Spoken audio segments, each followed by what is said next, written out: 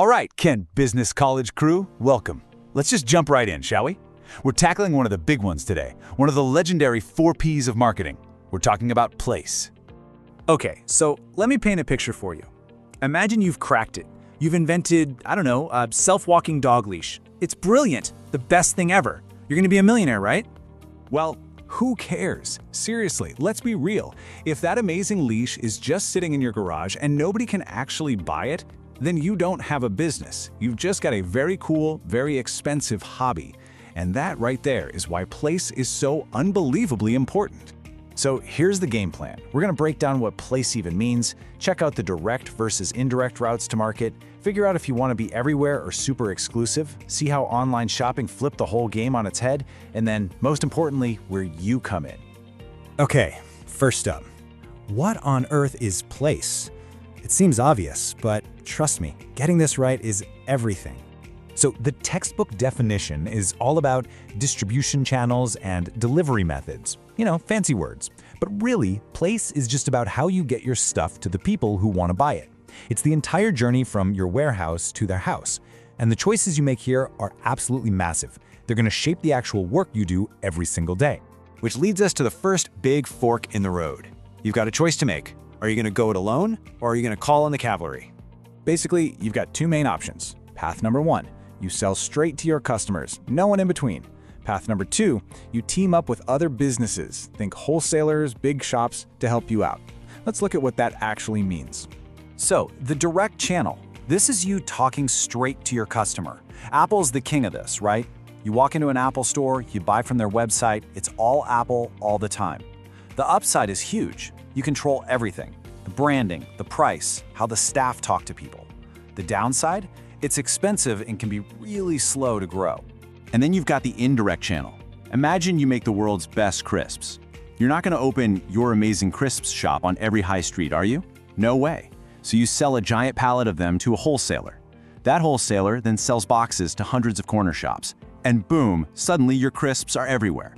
You give up a bit of your profit and control, sure, but your reach just exploded.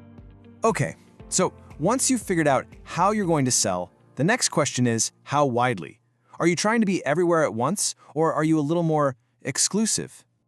The first option is what we call intensive distribution, and it's exactly what it sounds like. You want to be intensely available. The goal is simple. A customer should be able to reach out and grab your product pretty much anywhere, anytime. And the poster child for this is, of course, Coca-Cola. I mean, you can probably buy a Coke within 100 feet of where you are right now. Supermarkets, cafes, vending machines, they are literally everywhere. It's the crash every party approach. And it works because it makes it a super easy, impulsive choice. Then, on the total opposite side of the spectrum, you've got exclusive distribution. This is the play hard to get strategy. You're not for everyone and you're not available everywhere. It's all about creating scarcity and hype. Yeah, you're not picking up a Lamborghini with your weekly shop, are you? Luxury car brands do this perfectly. They might only have one dealership in a whole major city. It makes the product feel special, like a secret club that not everyone can get into. And then, sitting nicely in the middle is selective distribution. This isn't about being everywhere, and it's not about being impossible to find. It's about being in the right places. Think about a high-end brand of kitchen mixers or coffee machines. You won't find them in a discount store, but you will find them in John Lewis or other premium shops. It's about choosing partners that match your vibe. And see how this changes your job? For Coke, you make a big, bright Buy Me Now poster. For the coffee machine, you'd be designing a sleek, classy display that just whispers quality. Okay, so we've got all these traditional models, and then the internet showed up and just flipped the table over. Everything we thought we knew about place got a massive shakeup. Just look at these numbers. Tesco's online sales hit £6.5 billion.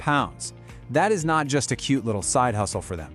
That's a huge chunk of their entire UK business. E-commerce isn't the future anymore. It's the now, and it is an absolute giant. But selling online comes with its own headaches. Take ASOS. They made free and easy returns their big thing, which was brilliant for getting people to buy, but then they discovered that a tiny group of customers were basically using them as a free wardrobe for their nights out, and it cost them 100 million quid. Ouch. That's a painful lesson.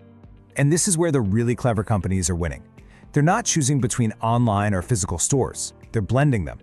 Click and collect is the perfect example. You get the ease of shopping on your sofa combined with the convenience of picking it up locally. And your role is crucial here, making sure that system actually works. And just when you think you've got it figured out, the goalposts move again. The new high street? It's your phone. It's Instagram. It's TikTok. This thing called social commerce is absolutely exploding.